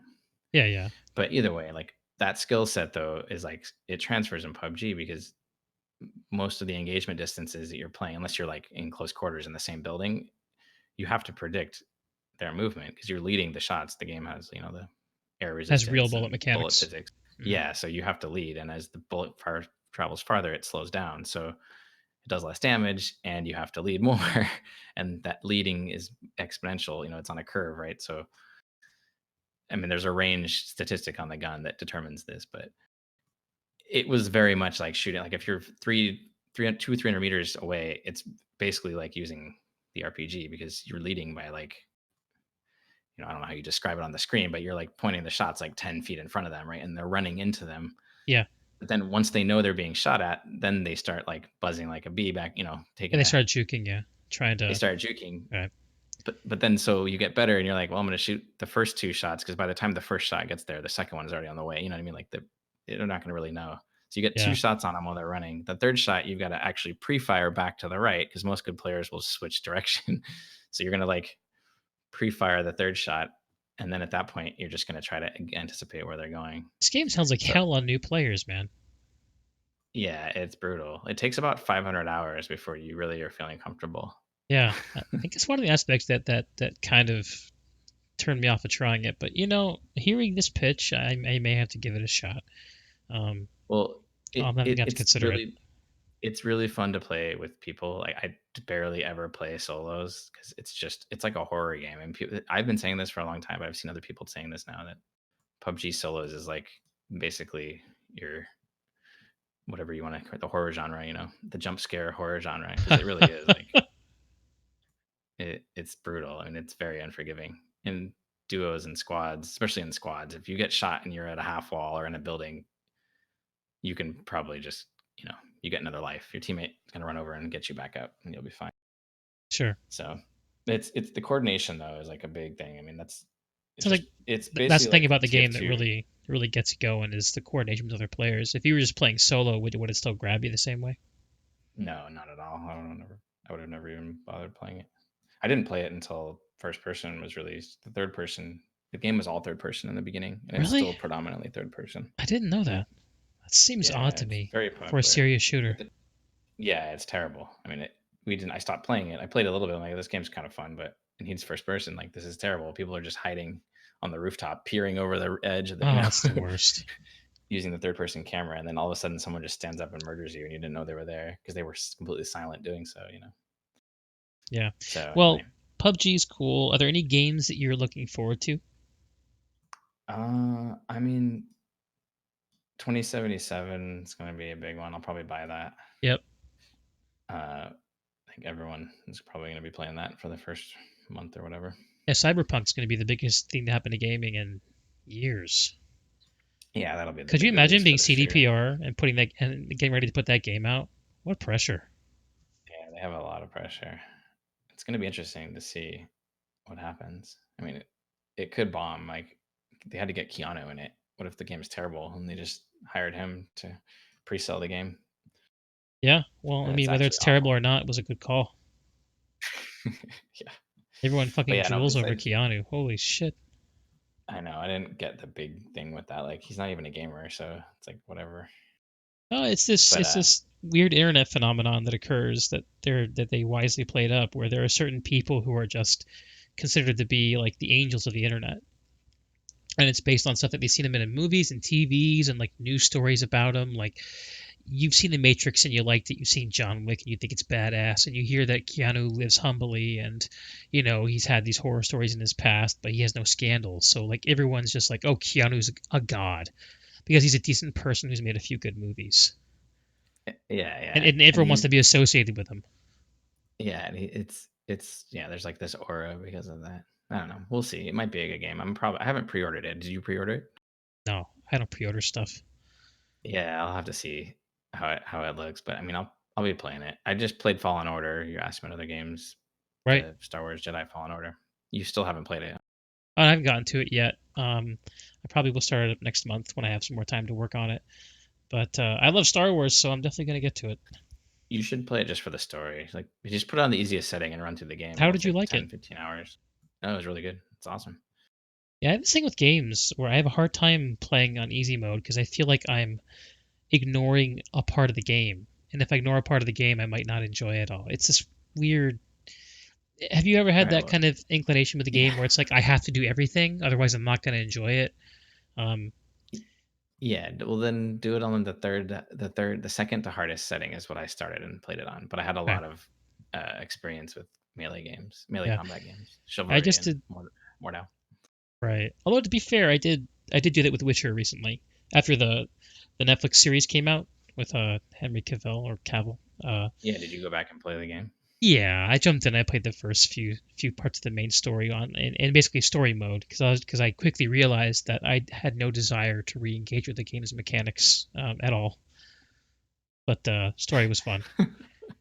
Yeah, I would probably read the book. I don't think I would play the game. Yeah. Now games have become a much bigger medium than they once were. You know, you and me in some ways are the niche audience now of players who want something that's really you can really dig into. Like you talking about PUBG, me the way I talk about a game like say World of Warcraft or whatever. It seems like gaming is opening up to a whole bunch of other people, and I don't know. It's as much as sometimes I look at the games getting made and feel like they're not really for me, and that kind of discourages me at times. I think it's really cool to see games taking over, man. Yeah, they're definitely there's games for everyone now. Like my wife and my daughter play a Roblox game together. I mean, how I wouldn't have said that even 5 years ago. Like, I mean, clone my life back to 5 or 10 years ago. That Uh wouldn't have huh. been the case. You know what I mean? Uh huh. So you have a games positive family going on. Yeah, yeah. Like, you have to do your life, and then Yeah, it's like It's raining on Sunday evening or whatever. You're going to be watching a movie or playing a game or whatever. It's all the same thing. absolutely. Yeah, that's cool. I had the neat experience with my wife where when we first met, she was very anti games. She thought they were actually pretty bad for you, but I managed to get her turned on to an MMO called Guild Wars 2 and Oh yeah. kind of pulled back the veil for her. I'm like, here's what games have meant to me. Now you get to experience it. And she's pulled back from that now. She's moved on to other stuff. She doesn't really play games much, but she gets what I like about them, which is it's really cool to have had that experience, and to have seen that continuum through her eyes of being like games are dumb and bad for you or games are cool and have like interesting stuff. Like she's very supportive of the work I'm doing here with talking to folks like you and building this community of ours. Yeah, yeah. Like it's cool that she kind of got it after that, right? Because that's how, like, a lot of people start from. It's very polarizing in the beginning, right? Yes. Yeah, and a lot of people just don't get it. A lot of people in our generation don't understand what games could be for. It was a small hobby when you and I were kids, and I think that probably I maybe you had this experience too when you were growing up that your interest in games was seen as something that you would just grow out of when you became an adult, or else you would suffer for it.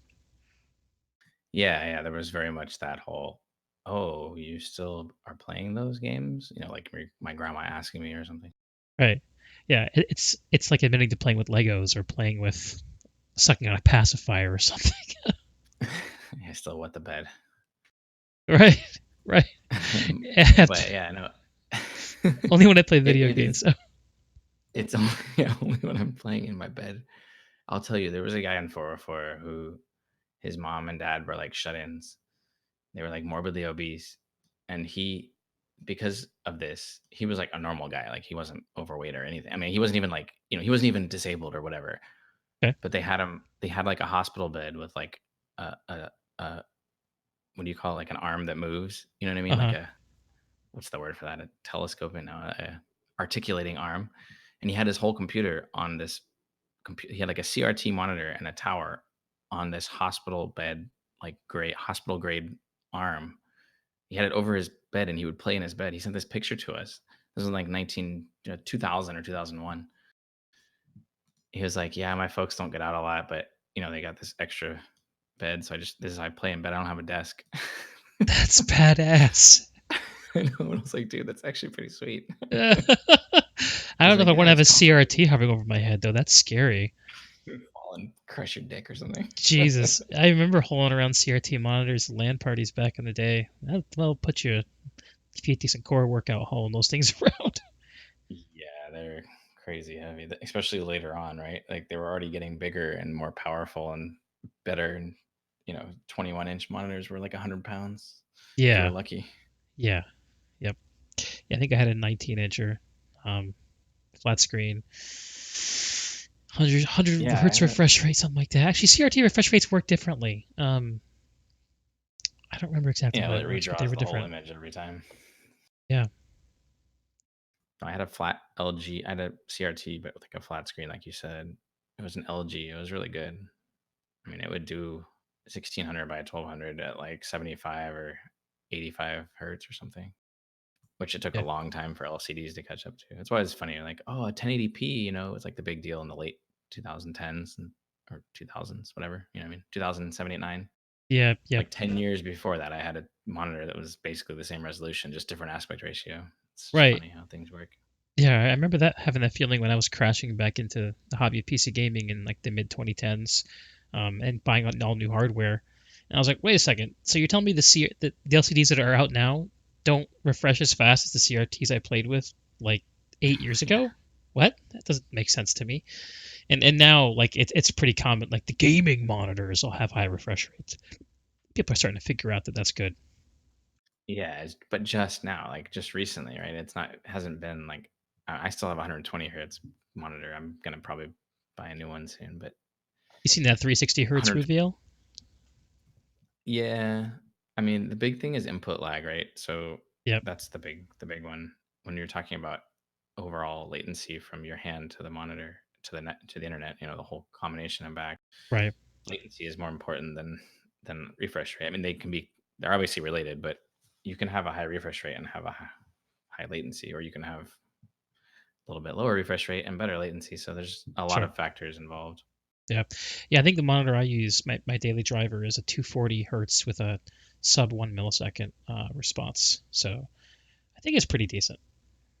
Yeah, yeah, definitely. There's guys now that have high speed cameras because the high speed cameras are cheap, and they're Uh, doing testing on how many frames. Like at 10,000 FPS, you can go down to 1 point blah millisecond, so you can really tell how long things are taking to render on the screen, and that's really the best way to test them. So there's a good website. I think I've linked it in the Discord before, but you should check it out if you haven't, just to see. Like, you're probably right. Like any of the 240 ones are really good, I'll have but to it's have a kind of look at cool to that. see Interesting. all of them basically in a spreadsheet. You can sort the columns by all those those different categories. Interesting. Yeah, because I always felt like the stats around these monitors are they're not there's not enough put up by the manufacturers to make great choices all the time. Like, yeah, I know it's Yeah. sub 1 millisecond response time, but like, how far below 1 millisecond is it, and how's it compared to other monitors? It's hard to tell. Um, and also, this monitor has G-Sync, but what's the range that activates in? G-Sync, I love G-Sync, Active Sync, Adaptive Sync. That technology is one of my favorite things to become mainstream in video games. That is an improvement over the old days of having to just get away with VSync and that awful input lag. Yeah, there's still some lag too. If you cap your frame rate below your G-Sync monitor's refresh rate by a couple of frames, then you can mostly mitigate the input Yeah, lag yeah. that's associated with it. But if you don't, or if your GPU is running at very high utilization, then you're going to be blown away on the input lag. So yeah, it's just interesting. I mean, that's my world now because I'm in PUBG. It's like any competitive shooter, you're gonna have, You want max those are FPS. actually Yep. important. Yeah, Lower response times. Trying to get all that advantage. Yep. And if you're playing a competitive game where you've highly developed your skills, you actually notice those differences. Whereas, Joe Schmo playing Fortnite is probably going to be fine with a 5 millisecond response, 60 hertz display running at 4K because they just don't know the difference. And that's decides the yeah, gaming hobby for you right there. yeah. That's the full spectrum, right? Takes all kinds. Well, speaking of taking all kinds, we've been at this for an hour and a half, man, which is awesome. I have just Yeah, a, I think a couple of fun questions to bounce off of you, and then I'll let you go.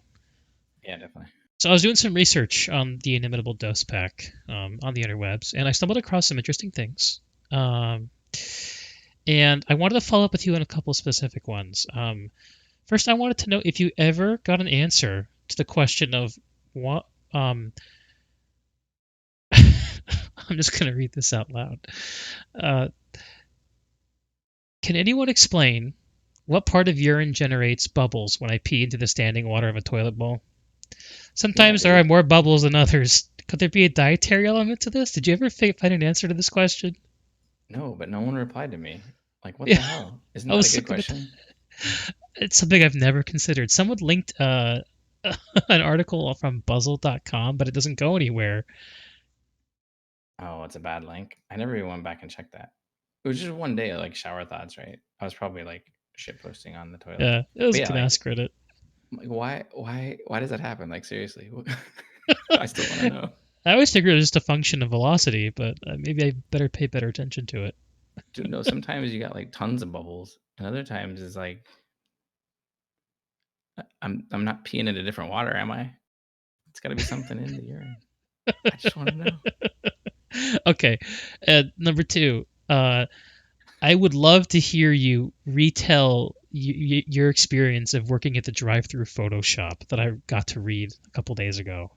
Oh yeah, do you really want to know that story? Hell yeah. Wait, which one was it? Let's see.